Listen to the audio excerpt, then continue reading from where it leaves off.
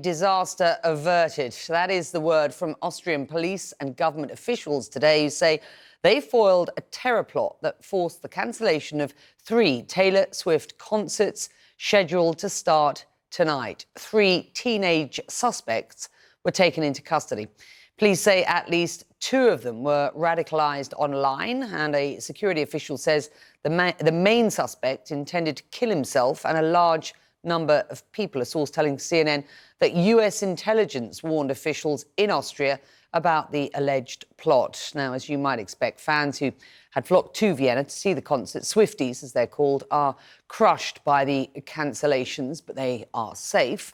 Nick Paton-Walsh joining me here. And Nick, what more do we know about the suspects and this alleged foiled plot? I mean, this is an utterly extraordinary plot from what we know. 3 teenagers, the people who Austrian officials have detained. The 19-year-old seems to be the prime suspect here. He announced, it seems, at the end of July at work that he was quitting and going off to do something big. Seems to have changed his appearance as well. Had access to precursor chemicals, which he seems to have stored at his home, causing police to spend hours yesterday combing through that area and evacuating 60 households nearby, according to local media. He appears to have given his allegiance to ISIS online in probably early July, over some kind of internet channel, radicalised online. He was in contact with the 17-year-old boy, man I should say, who appears to have met him online, have recently broken up with his girlfriend. The extent of the 17-year-old's involvement in the actual act is unclear, and there's a 15-year-old too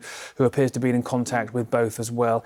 Whether he was going to be part of the plot or knew about it is unclear. But the details of how they were thinking about doing this are utterly chilling, because in the 19-year-old's possession, there were knives, a police blue flashing light, suggesting he perhaps tried to put that on a vehicle to gain access to the area, and counterfeit money as well, along with Al-Qaeda materials, and the suggestion that he downloaded the instructions for this explosive device from the internet. So we're talking about here possibly a teenage suicide bomber who said he was willing to kill himself in this act. Quite how he meant to carry it out, unclear, but he seemed, he says, according to officials, to be aiming at the periphery around the concert, the fans who wanted to overhear the concert rather than get in themselves.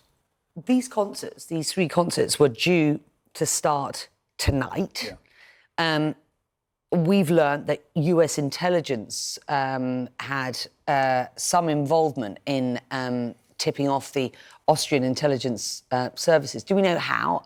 To what extent? All the indications around this are this would have been signals intelligence from the Americans. The Austrians have sort of soft complained about the limitations they have to surveil encrypted messaging platforms. Now, what we've seen in studies of this before is that ISIS reach out to people potentially, or ideas are suggested to the recruited online through various social media apps, and then possibly they get channeled into quieter side platforms where these discussions get into more depth. Now, the Austrians have complained they can't access those encrypted channels. Seems the Americans have probably found a way to do so, because they also warned the Russians about an ISIS-K plot in Moscow recently. So, yeah, I think it kind of points to the likelihood of that. And, of course, the extraordinary role that the internet plays now in some of the youngest people, the most vulnerable people in society, getting access to individuals who suggest, frankly, crazy ideas to them, and then the ability to plot them in secrecy. So it's a quite stunning development, frankly, owing to the age, the sophistication, the development. Yes, it was caught, but it points to this broader issue of radicalisation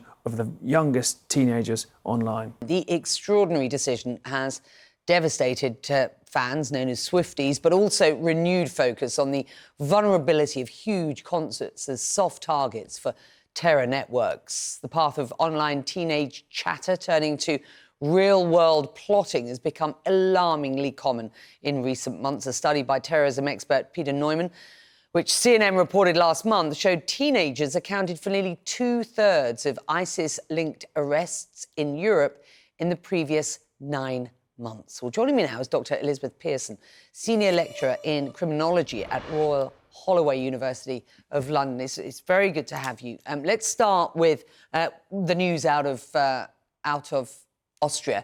Elizabeth, why are groups like ISIS-K targeting teenagers, and how are they doing it? Thanks for having me on. I think that this latest news reminds us that although Islamic State is less visible, the threat is very much still there. Islamic State, the caliphate was so-called declared 10 years ago now, but this is an ongoing threat, and it is one that affects younger people, people who are more accessible to extremist groups, who are spending their time online, who perhaps have less ability to discern information that is credible from other information. And we've seen that trend also in the UK towards online radicalization of younger males in particular. So that is consistent. And of course, this attack, had it happened, would have put Islamic State on the map. It would have gained huge amounts of publicity, and it would also have targeted disproportionately women and children attending. So echoes of 2017 and the Manchester Arena attack also. You brought up what we've been seeing in the UK over the last couple of days. So I just want to focus on that for a moment. We just saw a report on the violence across the UK, but also the coming together of communities united against this radicalised extremist groups against immigrants, for example, and frankly, an uptick in policing and what the police are doing with those who are causing trouble. You've spoken with the far right in the United Kingdom extensively, including a man by the name of Tommy Robinson, who is the face of what's known as the English Defence League. You've said, and I quote you here, protecting their women, in inverted commas, from Muslim men was a key mobilising narrative. And it's been the key theme this week, even if it's based on a lie, Elizabeth. How does that sense of possession play into this? Well, I should say that the English Defence League is no more. And, Tommy Robinson left that sometime before it did kind of die out. But I think it does make sense still to talk about them, because there's a lot of people that follow Tommy Robinson and who are very influenced by the anti-Islam rhetoric, which he continues to mobilise. So this is a nationalist idea that, states have mobilised towards war for a long time, and ultra-nationalists and the far right also mobilise. So they have a key part of the narrative is that the state has let down this particular group of people, and that they themselves, the men of the group, have to mobilise instead, because the state won't do it, they will do it instead.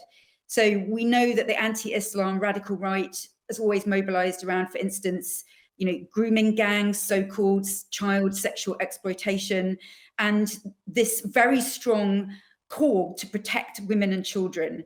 And so violence against women and children requires the men of the group to kind of respond with violence in turn. And I think, even though, as you say, and I wrote, this is based on a lie, that really strong emotion in the wake of the absolutely terrible killing of those 3 girls and attacks on those other children more than a week ago now. The emotion was so manipulable because it was so strong, and that gave it a lot of momentum. And frankly, some people didn't care whether it was a lie they were following or not, it seems, in the aftermath of last Wednesday in Southport.